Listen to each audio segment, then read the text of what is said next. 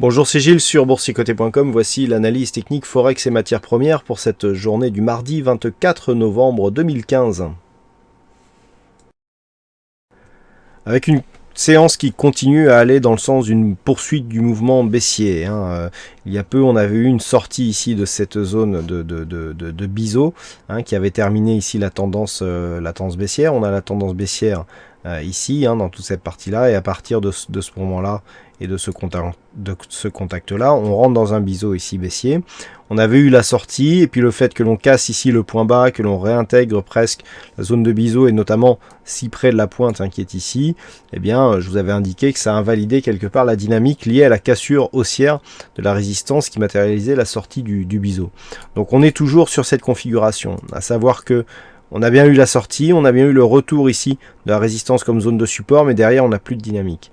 Donc par rapport à cette tendance, on est toujours sur des contacts répétés avec la bolle inférieure, même si on a eu ici un contact avec la bolle supérieure. Mais on est revenu ici sur la bolle inférieure, on revient sur la moyenne mobile 20 exponentielle, dont ça ressemble plus d'un point de vue court terme à une neutralisation de la dynamique qu'à un réel retournement. D'ailleurs, on vient de marquer un nouveau point bas ici sur cette phase, sur cette phase-ci, par rapport à celle-ci. Donc on continue bien à marquer de nouveau plus bas, même si ici il y a un contact bol supérieur, on voit que les points hauts sont toujours de plus en plus bas. On continue à descendre.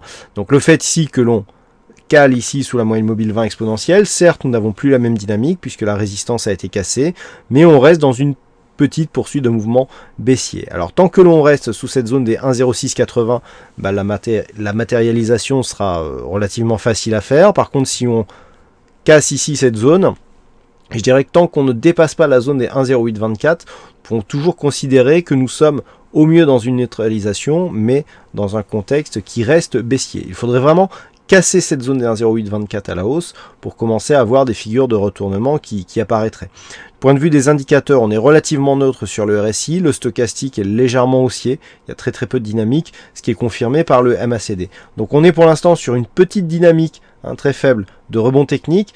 À surveiller ici cette zone des 1,0680 puisque c'est en cas de cassure ici que l'on pourrait avoir une accélération et donc un éventuel signal de retour en direction des 1,0824. Par contre, toute cassure ici de ce point bas significatif à 1,0592 nous donnerait un signal de continuité en direction 1 des 1,0560 et 2 des 1,0480.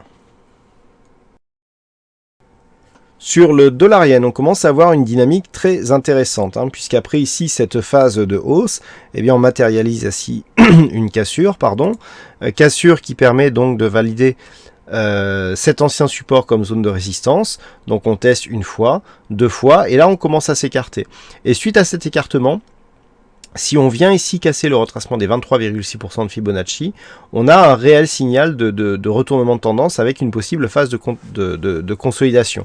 Donc sur rupture ici, on viendrait chercher comme objectif le retracement des 38,2% de Fibonacci. L'éventualité d'un double top que je vous avais présenté il y a quelques jours semble ici invalidée, puisque même si on a ici une première partie qui est relativement propre, sur cette première phase ici où on monte bien, on descend bien, à partir de ce deuxième top, c'est un peu trop chaotique. Alors, on a d'autres figures qui se mettent en place, qui donnent un objectif similaire, mais du point de vue du double top, on n'est plus du tout sur la même dynamique. Par contre, la rupture ici du 23,6 validerait bien un objectif sur le retracement des 38,2. Tant que l'on reste au-dessus de ce 38,2 par rapport à la dynamique, et si on s'écarte un petit peu, on va bien le voir, on reste dans une dynamique de neutralisation. Regardez ce 38,2, il est relativement proche du 121,70 qui nous donnait un point haut ici. Tant que l'on reste dans cette zone, on peut dire que nous avons ici une zone de résistance, ici sur cette phase, qui se transforme quasiment en zone de support. Et donc on serait dans une phase de neutralisation court terme, au sein d'une tendance qui reste plutôt porté par cette dynamique ici qui avait permis la cassure haussière de ces deux zones de points hauts. Donc tant que l'on reste ici au-dessus de ce 38,2, ce qui de plus est nous place dans une bonne perspective du point de vue des retracements de Fibonacci. On reste sur une neutralisation mais au sein d'une dynamique haussière. Par contre, prochainement, en cas de rupture ici de cette zone des 121,50, ici cette zone des 121,50, et bien là on aurait des signaux d'affaiblissement de cette dynamique haussière. Sur l'or, là aussi, même s'il n'y a pas eu de mouvement, on a eu une séance relativement intéressante, puisqu'après ici le test d'hier sur cette zone des 1067, j'ai légèrement repositionné cette zone de support pour qu'elle soit plus en adéquation avec la configuration actuelle. On est remonté ici sur la zone des 1080 $ l'once. Alors au début je pensais, vu la dynamique, qu'on allait passer cette zone, et puis finalement cette zone a bien fait ici office de résistance. Et c'est assez important, notamment si l'on considère le contexte géopolitique actuel, puisque l'or et je dirais le pétrole, les deux matières premières les plus surveillées, ont connu des hausses assez rapides. Et cela est dû en partie aux événements géopolitiques qui ont eu lieu dans la journée, notamment dans la matinée. Donc par rapport, je dirais, à cette journée, on voit bien la hausse. Par contre, par rapport à la tendance, je dirais d'un point de vue moyen terme, pour l'instant, il n'y a pas d'impact. Donc on est ici dans une perspective qui pourrait favoriser un retournement, dans une configuration technique où la base du retournement est déjà prête. Regardez bien, on a ici une phase de baisse, d'accord ?